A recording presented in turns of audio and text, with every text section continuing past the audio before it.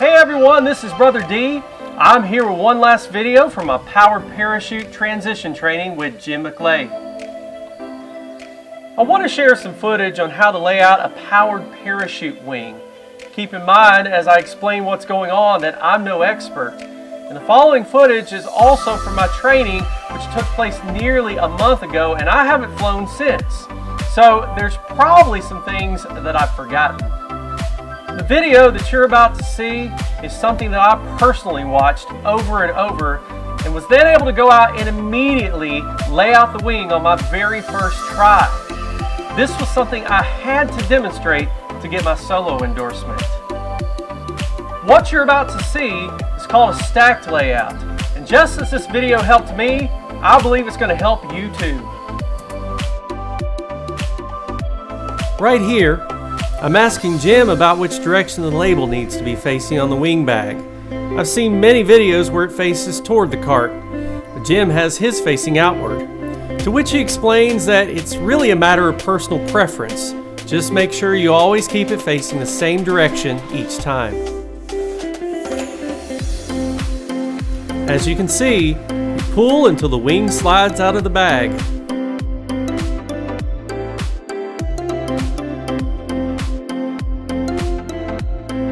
Right here, you simply unfold and stretch the wing out on both sides until it's centered behind the cart.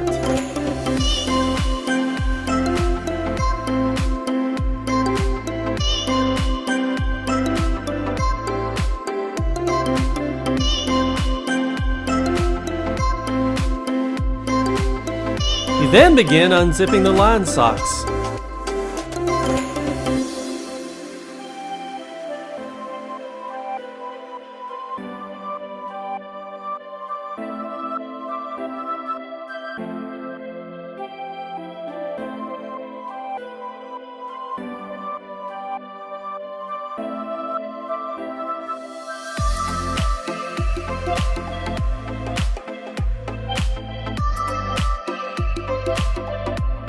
Right here, Jim is explaining how you lift up the yellow end cell.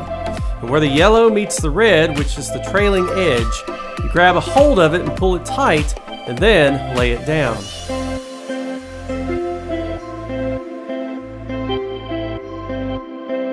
He then explains how you grab each cell opening and walk around the entire wing, pulling it out. He says that what he's looking for is that all the lines are on top. You don't want any line overs.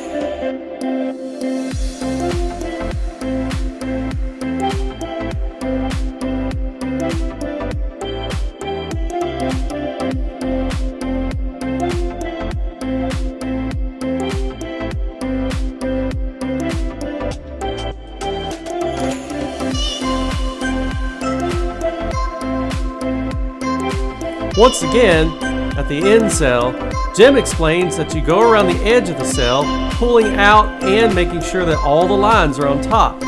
You also grab a hold of the trailing edge where the yellow meets the red and pull it out.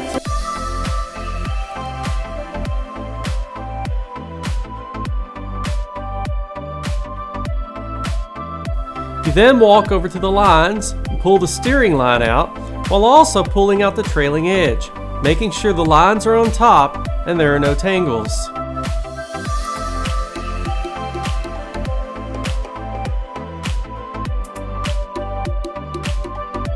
You then grab the A and B lines where they attach to the risers, separate them in your hands, walk them out, and then lift them up and separate them, checking to see that they're free from knots and tangles.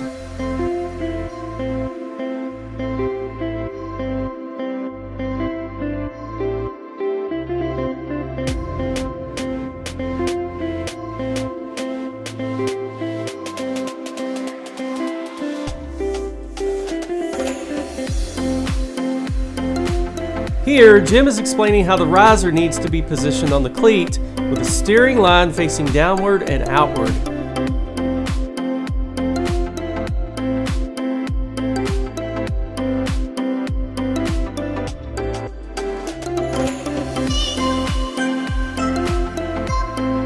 Pull the steering line out while also pulling out the trailing edge, making sure the lines are on top and there are no tangles.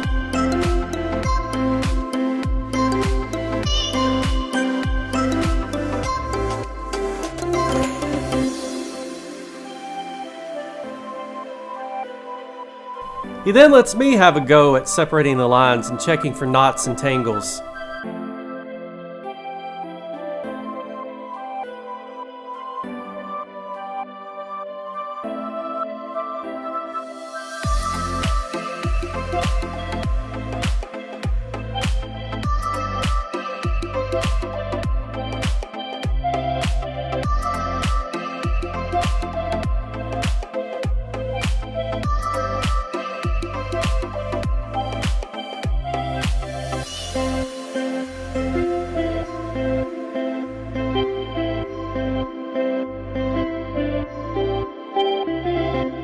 The next step is to pull the cart forward until the lines are taut and the wing forms a stack.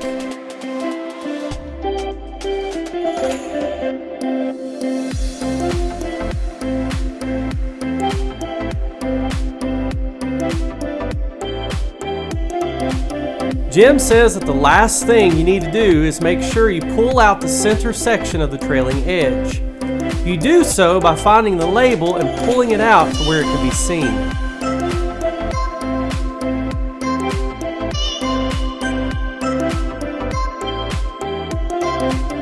And now we're ready for takeoff.